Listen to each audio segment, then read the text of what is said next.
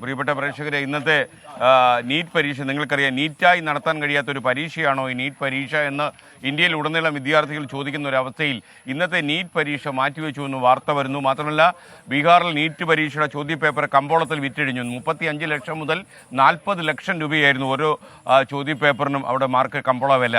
അപ്പോൾ ഇന്ത്യയിലെ ദേശീയ തലത്തിൽ നടക്കുന്ന പല മത്സര പരീക്ഷകളുടെ അവസ്ഥ ഇത് തന്നെയാണോ എന്ന് തീർച്ചയായിട്ടും പ്രേക്ഷകർക്ക് സംശയം ഉണ്ടാകും. ആർ രാധാകൃഷ്ണൻ ഡൽഹിയിൽ നിന്ന് ചേരുകയാണ്. ഈ നീറ്റ് പരീക്ഷ കാര്യത്തിൽ ഒരു കാര്യം ഉണ്ട്. ഈ പരീക്ഷ നടത്തുന്നത് നാഷണൽ ടെസ്റ്റിംഗ് ഏജൻസിയാണ്, NTA എന്ന് പറയും. ഈ ഏജൻസിയുടെ ഡയറക്ടർ ജനറലിനെ കേന്ദ്ര സർക്കാർ മാറ്റിയിട്ടുണ്ട്. പുതിയ ഡയറക്ടർ ജനറൽ ഇന്ന് ചുമതലയേൽക്കുമെന്നും ഡൽഹി ബ്യൂറോ റിപ്പോർട്ട് ചെയ്യുന്നു. ആർ രാധാകൃഷ്ണൻ നമുക്കൊപ്പം ചേരുകയാണ്. Good morning Radhakrishnan.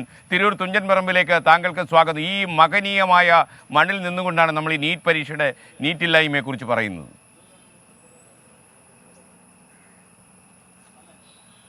തീർച്ചയായിട്ടും SKN, പ്രത്യേകിച്ച് മലയാള ഭാഷയുടെ പിതാവിൻ്റെ മണ്ണിൽ നിന്നുകൊണ്ട് ഇങ്ങനെയുള്ള ഒരു ദേശീയ പരീക്ഷയുടെ നിലവാരമില്ലായ്മയെക്കുറിച്ച് പറയുന്നത് അതീവ സങ്കടകരമാണ്. പക്ഷേ ഇപ്പോഴത്തെ യാഥാർത്ഥ്യവുമായി നമുക്ക് മുന്നോട്ട് പോയേ മതിയാകൂ.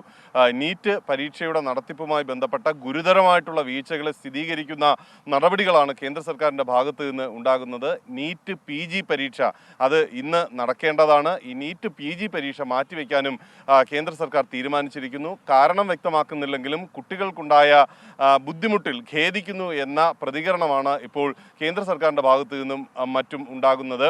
ഈ വിഷയത്തിൽ അടിയന്തരമായിട്ട് ഉള്ള ഇടപെടൽ എന്ന രീതിയിൽ കേന്ദ്ര സർക്കാരിൻ്റെ ഭാഗത്തു നിന്ന് ഡയറക്ടർ ജനറലിനെ അടക്കം മാറ്റിക്കൊണ്ടുള്ള നടപടികൾ ഉണ്ടായിട്ടുണ്ടെങ്കിലും പുറത്തു വരുന്ന വാർത്തകൾ വലിയ രീതിയിൽ ഈ പരീക്ഷയുമായി ബന്ധപ്പെട്ട പരീക്ഷകളുടെ വിശ്വാസ്യതയെ ചോദ്യം ചെയ്യുന്ന വിധത്തിലേക്ക് എത്തുന്നു എന്നുള്ളതാണ്. മുൻകാലങ്ങളിൽ നമ്മുടെ സുപ്രീം കോടതിയുടെ ഇടപെടലാണ് ദേശീയ തലത്തിൽ കാര്യക്ഷമമായിട്ടുള്ള പരീക്ഷാ നടത്തിപ്പിന് വേണ്ടിയിട്ടുള്ള ദേശീയ ഏജൻസിയുടെ ഒരു രൂപീകരണത്തിനടക്കം വഴിതെളിച്ചത്. പക്ഷേ ആ ഉചിത താല്പര്യത്തെ പിന്നെയും കച്ചവടപരമായി ഉപയോഗിച്ചുകൊണ്ട് പരീക്ഷയെ തന്നെ, അതിൻ്റെ ഒരു വിശ്വാസ്യതയെ തന്നെ ചോദ്യം ചെയ്യുന്ന വിധത്തിലേക്ക് എത്തിയിരിക്കുന്ന ഒരു സാഹചര്യമാണുള്ളത്. മുൻപ് പലതവണയും ഇങ്ങനെ ചോദ്യപേപ്പർ ചോർച്ചയുമായി ബന്ധപ്പെട്ടിട്ടുള്ള വിവാദങ്ങളൊക്കെ ഉയർന്നിട്ടുള്ള സാഹചര്യത്തിൽ അങ്ങനെയൊന്നുമില്ല എന്ന് പറഞ്ഞ് വിശദീകരിച്ചിരുന്ന കേന്ദ്ര സർക്കാരിന് ഇപ്പോൾ ഇക്കാര്യങ്ങളെല്ലാം സമ്മതിക്കേണ്ടി വന്നിരിക്കുന്നു എന്നുള്ളത് മുൻപ് നടത്തിയ പരീക്ഷകളിലെ യോഗ്യത നേടിയവരെ സംബന്ധിച്ചിട്ടുള്ള കാര്യങ്ങളിൽ കൂടി പല വിധത്തിലുള്ള ചോദ്യങ്ങളും ഉയർത്തുന്ന ഒരു സാഹചര്യമാണ്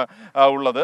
സർക്കാരിനെ സംബന്ധിച്ച് ഇപ്പോഴത്തെ സാഹചര്യം അത് ശക്തമായിട്ടുള്ള നടപടികളിലൂടെ നേരിടും എന്നാണ് അവർ പറയുന്നത്. എന്നാൽ നിലവിൽ സുപ്രീം കോടതിയുടെ ഭാഗത്തു നിന്നുള്ള ഇടപെടലുണ്ട്. സുപ്രീം കോടതിയിൽ ഇനി മറുപടി നൽകിയേ മതിയാകൂ.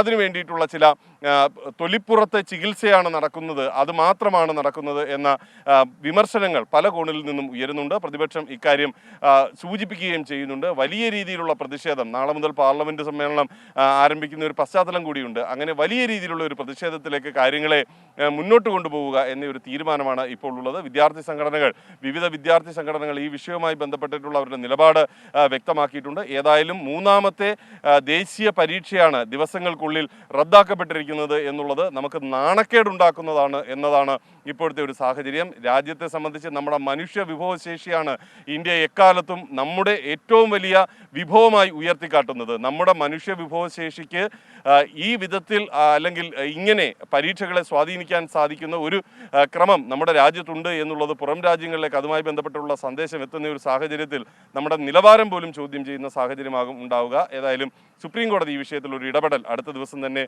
ഉണ്ടാകും സുപ്രീം കോടതിയുടെ ഭാഗത്തു നിന്നാണ് ഇപ്പോഴത്തെ ഒരു സാഹചര്യം.